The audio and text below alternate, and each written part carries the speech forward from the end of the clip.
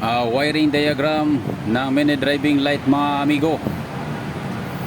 Sa mga gustong magkabit ng mini driving, mas maganda na mayroong power relay fuse para mas malakas yung pumasok na kuryente dito, tsaka hindi kumukurap yung ibang supply na katulad ng mga signal light, busina, headlight.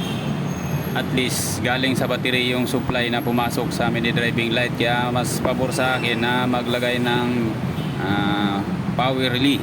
Sa pag-install ng mini driving light mga amigo, madali lang. Una, dito ka magumpisa sa battery. Pag wiring mo mga amigo ay nagumpisa ako dito sa positive, papunta sa 15 amperes na battery to fuse to 30. Tapos lalagyan mo to siya ng yung negative naman para direkta mo na sa mga amigo. Tapos irikta mo to siya sa block na may solid block ng mini driving light para lagyan mo agad ng negative. Ngayon i-connect mo to sa positive ng accessories.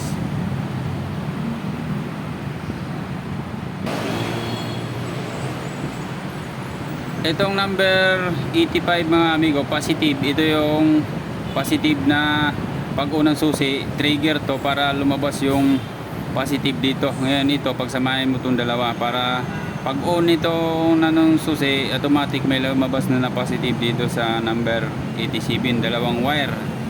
Ngayon i-connect mo naman to sa nakarekta ito sa pinakagitna ng fuse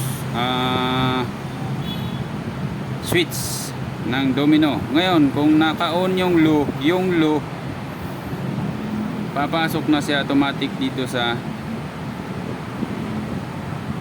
yellow, kasi madalas ang yellow ay low, tapos yung high naman ay papasok sa red, yung red ay high. So yun lang mga amigo, maraming salamat.